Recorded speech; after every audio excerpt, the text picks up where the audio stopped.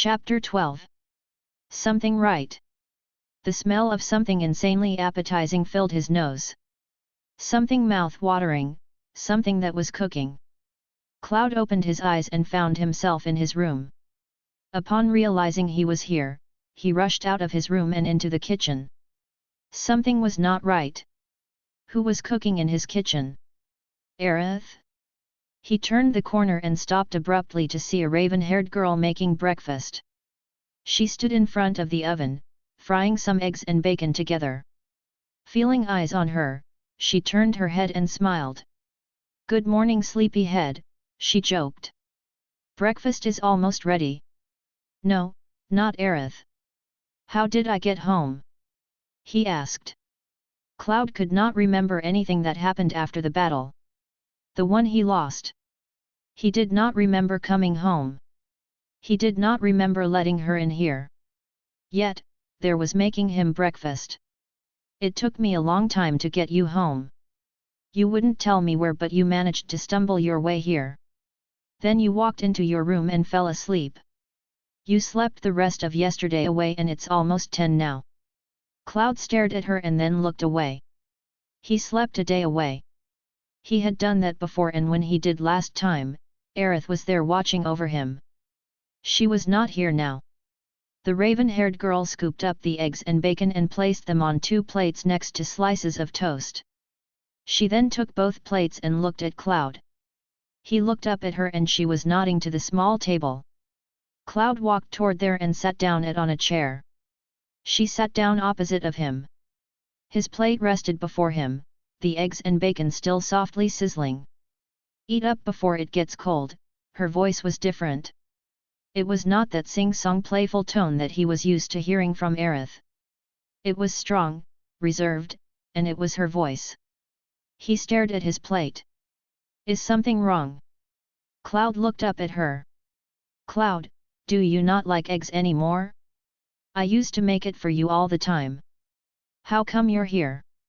he said suddenly. "You left me, for no reason you left me." He stared at her, his eyes glaring at her. She looked away. "I didn't mean to." "Didn't mean to, you promised me you would stay with me. What does it matter now?" she snapped. "I'm here now because you wanted me here. Because I wanted to be with you too. Aerith made it possible for us to be together again." "Aerith, she did this? But why?" she sighed. "Cloud, if I could apologize enough to make you understand I never meant to hurt you, then I would, but after what I did I can see why you are mad at me. All I can say is, I'm sorry." Cloud's eyes softened. He had been heartbroken because of her. He had been alone for so long because of her. Now she was here, right now, and he was angry, and yet the pain in his heart ached with such force that he wanted to gather her up in his arms and never let her go again. Losing her, when she meant the world to him, was more painful than any fight he ever had to defend Aerith. Aerith, she did this. She went out of her way to make this happen. Yet, he was supposed to protect her. She made it so that he was happy again. He no longer had to fight for her. He no longer had to keep his promise. He could be happy. He could be happy with Tifa. He breathed. This was right. This was what he needed. Tifa looked up. The two stared at one another for a moment before Cloud averted his eyes. This is all just so sudden," he explained. "I never thought. I thought you left me for good. Seeing you here now, it's like seeing a ghost. I don't know how to feel. I want to be angry, but not at you really. I'm guessing I'm angry at myself for letting you go." Cloud felt stupid for spilling out his feelings. After all, it had been a long time since he talked to her. Cloud sighed when suddenly he felt Tifa's hand on his cheek. He looked up. "We're together now. That's all that matters. Let's forget about the past and look forward to the future. Just you and me." She smiled, and Cloud felt his heart flip with those words. He found himself nodding. As if their time together had never ended, Cloud and Tifa picked up where they had left off. Together that morning the two exited the apartment and walked the streets together. "Let's go shopping," she suggested, tugging at his hand. Hand in hand they entered a marketplace, where shops and stalls were busy selling goods to eager customers. Cloud followed Tifa and together they picked out food and supplies that Cloud neglected to purchase since his arrival to the city. He forgot to fill up his refrigerator with food. He forgot to purchase medicine and a first aid kit in case of emergencies. What else did he forget? Oh yes, some extra toiletries that Tifa picked out for them. "Oh, look at how nice the produce looks," Tifa said as they came to a fruits and vegetable stall. She picked out the brightest and freshest fruit, explaining to Cloud she would make him a delicious dinner tonight. Clothing, they passed by store that sold informal clothing. Tifa purchased a new shirt, pants, sweatshirts, and such for Cloud, stating his old clothes were torn up and very dirty. She questioned when the last time he did laundry. Cloud shrugged. He forgot. She picked up detergent so she could do laundry later as well as some cleaning supplies. "When we get home," Tifa began, "we'll have to start putting away your things. How long have you been here anyway?" They did just that. Together they finished unpacking Cloud's things. Afterward they made dinner together, nothing at all fancy but a decent and filling meal nonetheless. "I remember a long time ago you used to make me dinner all the time," Cloud said as he carried his dishes to the sink. "I loved cooking for you, Cloud," she said. "I always thought you hated it," he admitted. "I could not cook at all, so you made dinner for me a lot." Tifa laughed and playfully pushed Cloud. Cloud smiled weakly. "I love you, Cloud, why would I mind cooking you dinner?" Cloud shrugged. "I'll wash the dishes, why don't you relax on the couch and we can watch movies afterwards?" Cloud nodded, leaving Tifa, who began to wash dishes. She began to hum slightly. Cloud turned his head to look back for a second. He opened his mouth to say something but instead he went to watch TV. What he wanted to say was nothing, just a comment about her humming. He never heard her hum before when doing work. Well, after so long people change, Tifa was no different. This was right. When Tifa finished the dishes she joined Cloud on the couch. The two watched several movies before Tifa took the remote in her hand. "Cloud," Tifa said as she turned the TV off. "Yes?" he asked. "Remember when we said we would work together and open up our own business?" she asked. Cloud nodded. "I was thinking, what if we open up a bar here in this city?" "But what about Nibelheim?" he asked. "What about it?" she questioned, slightly wide-eyed. "It was our home." "Oh." Tifa blinked and leaned over and was inches from Cloud's face. "That is in our past. We can live here and start again, okay?" Before he could answer, Tifa leaned over and kissed him.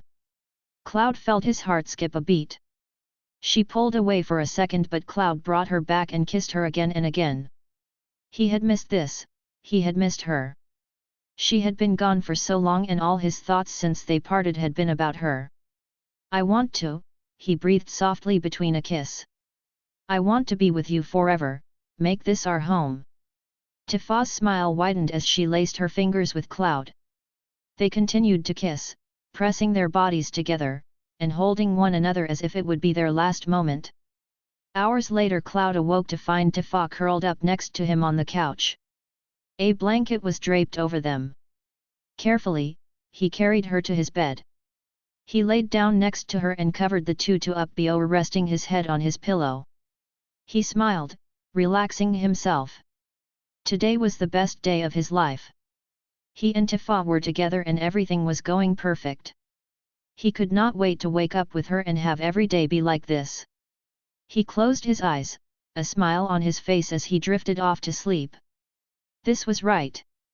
Cloud opened his eyes to white flowers with streaks of red all along them. He stared around the flowery field wondering where exactly he was.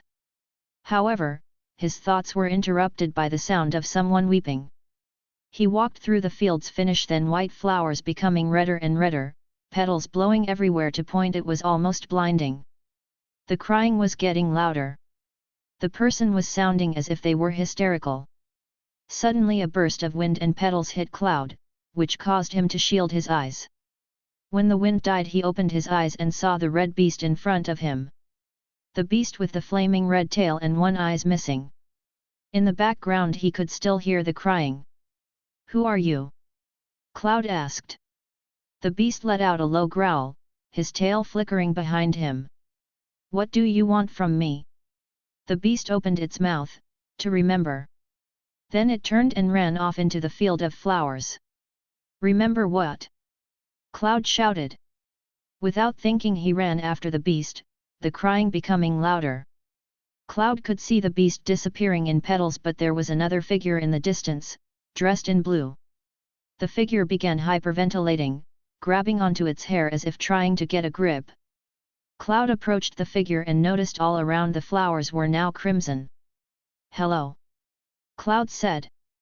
"Why are you crying?" The figure continued to cry. Cloud wondered if the person could even hear him. "Hello," he called again. When the person ignored him again, Cloud reached out and touched his shoulder. The person was startled. He jumped as he turned around in his crouched position to look at Cloud. Cloud's eyes widened in horror as he looked down at a blond man, with eyes like the skies, his hands covered in blood clutching a pink ribbon in one and the other threatening to rip out his own hair. It was him. Cloud awoke with a start, sweat dripping down his face, chest, and back. He breathed in several large gasps and looked down to see Tifa sleeping peacefully next to him. It was a dream. It was just a dream. It was not real. He rushed to the bathroom and splashed cold water on his face. After finally regaining himself, he turned off tea water and dabbed his face dry with a towel. It was just a bad dream, he told himself again and again. Everything is all right now. Everything was all right. He had Tifa with him.